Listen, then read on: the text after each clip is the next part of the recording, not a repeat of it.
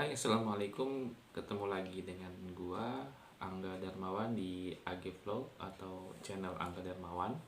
Dan pada kesempatan ini, gue ingin membahas mengenai kebijakan Khalifah Umar ketika di Madinah ada bencana kekeringan, lalu di Syam ada wabah taun amwas. Jadi pada saat itu, pada masa kekhalifahan Umar ya, yang berumur 10 tahun kurang lebih, itu ada bencana kekeringan. Jadi bencana kekeringan ini melanda Madinah kurang lebih selama 9 bulan karena perubahan cuaca. Jadi dalam catatan Ibnu Katsir, bencana ini terjadi di tahun 18 Hijriah, dan ini membuat tanah menghitam karena minimnya curah hujan. Lalu warna tanah pun berangsur menjadi berwarna abu-abu. Dan para ulama bersepakat pada saat itu bahwa bencana ini dinamakan Am Ramada atau tahun kekeringan. Nah, pada saat berlangsung 9 bulan ini belum selesai, ada yang namanya wabah taun amwas. Nah, wabah taun ini melanda daerah Syam. Kalau saat ini mungkin daerahnya itu adalah Suriah, Lebanon, Yordania, dan Palestina.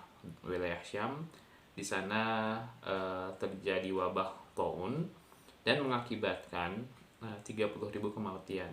Dan wabah ini terkonfirmasi bahwa wabah pertama yang berada di zaman kekhalifahan, dan korbannya pun yang meninggal beberapa sahabat pun meninggal, yaitu adalah Abu Ubaidah, Mu'adz bin Jabal, lalu ada lagi Suhail bin Amr yang meninggal dunia karena wabah tersebut.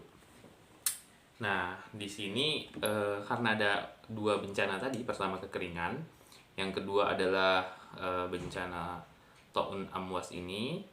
Nah, khalifah mencoba untuk menanggulanginya ya. Mencoba menanggulangi wabah ini dengan yang pertama adalah berdoa. Jadi khalifah memerintahkan kepada rakyatnya untuk senantiasa berdoa kepada Allah. Jadi Khalifah Umar ini berkata, "Wahai manusia, bertakwalah kepada Allah dalam diri kalian, dalam urusan kalian yang tidak terlihat oleh manusia. Karena sesungguhnya aku diuji oleh kalian dan kalian diuji oleh aku. Aku tidak tahu apakah kemurkaan ini ditujukan kepadaku atau kemurkaan ini ditunjukkan kepada kalian dan bukan kepadaku, atau kemurkaan ini berlaku umum kepadaku dan juga kepada kalian. Karena itu marilah senantiasa berdoa kepada Allah agar agar Allah memperbaiki hati kita, merahmati kita, dan mengangkat bencana dari diri kita." Jadi poinnya sih kalau dilihat yang penanggulangan pertama ini adalah poinnya Khalifah Umar ini ingin membangun tauhidnya ya, sisi tauhidnya, bahwa kita senantiasa berdoa kepada Allah agar bencana ini segera pergi gitu. Itu yang kebijakan pertama. Nah, kebijakan kedua adalah barulah Khalifah Umar mengeluarkan kebijakan ekonomi, yaitu adalah untuk meningkatkan beban masyarakat. Yang pertama adalah melarang warganya di tahun itu, sebelum yang melarang warganya, kebijakan ekonominya adalah Khalifah mengirimkan surat ke beberapa gubernur. Pada saat itu ada beberapa gubernur di daerah, yaitu adalah ada Abu Musa, gubernur Abu Musa di Basrah, lalu ada Amr bin Ash di Mesir, Muawiyah bin Abu Sufyan di Syam, dan Sa'ad bin Abu Waqqas di Irak. Jadi Khalifah Umar ini bersurat kepada gubernur-gubernur tersebut untuk dapat mengirimkan bantuan kebutuhan pokok ke Madinah yang pada saat itu dilanda bencana ya. Dan solidaritas antar daerah ini mendukung antar masyarakat untuk mendukung kehidupan warga Madinah yang selama masa kekeringan.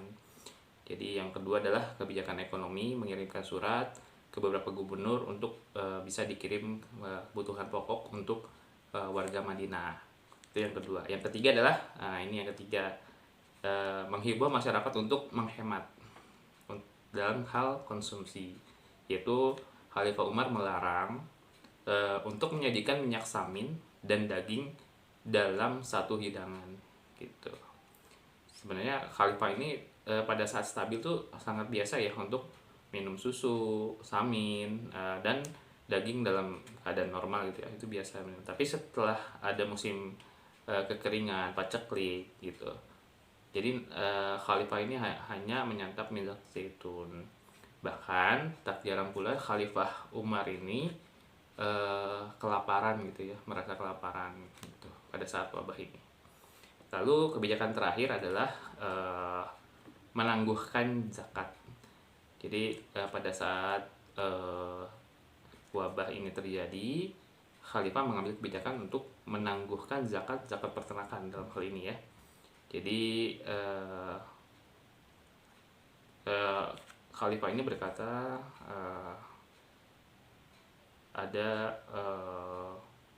jadi pada saat itu Muhammad bin Umar menceritakan, Talhah bin Muhammad meriwayatkan dari Hausab bin Bashar al-Dari dari ayahnya bahwa dia berkata, kami melihat pada tahun Ramadan atau kerusakan paceklik menghanguskan ternak kami, sehingga tersisa pada banyak orang sesuatu harta yang tidak ada artinya. Maka Umar pun tidak mengutus para petugas pengumpul zakat pada saat itu. Jadi ketika ada bencana, Khalifah Umar memutuskan untuk tidak menarik atau mengumpulkan zakat pada tahun itu. Nah, tahun setelahnya barulah petugas pajak itu zakat maksudnya. Petugas zakat diutus untuk mengambil 2 zakat dari pemilik hewan. Lalu separuhnya diberikan kepada warga sekitarnya, orang-orang miskin yang ada di antara mereka. Separuhnya lagi baru dibawa pada Khalifah Umar. Nah, lalu di sini diceritakan bahwa ada zakat dari Bani Fazarah, itu 60 kambing, 30 dibagikan di antara mereka, 30 lagi dibawa ke Madinah atau kepada Khalifah Umar. Lalu Umar pun memerintahkan untuk kepada petugas zakatnya ya, untuk mendatangi lagi ya umatnya, warganya yang sekiranya masih ada punya peternakan gitu, untuk bisa ditarik lagi zakatnya untuk dibagikan lagi gitu. Jadi ada 4 ya kebijakan Khalifah Umar pada saat penanggulangan bencana atau wabah taun. Yang pertama, berdoa kepada Allah supaya wabah ini lekas berlalu. Lalu kedua, terkait dengan kebijakan ekonomi, Khalifah Umar mengirimkan surat pada gubernur-gubernurnya untuk dapat dikirimkan bantuan makanan pokok ke Madinah. Lalu ketiga, berhemat. Jadi dianjurkan pada warganya untuk berhemat dalam hal konsumsi ya. Jadi yang awalnya minyak samin diganti dengan minyak yang lain, tidak mencampur dengan minyak samin dan daging gitu. Dan yang terakhir adalah penangguhan penarikan zakat. Jadi zakat yang harusnya ditarik pada tahun itu tidak ditarik, tapi ditariknya di tahun depan.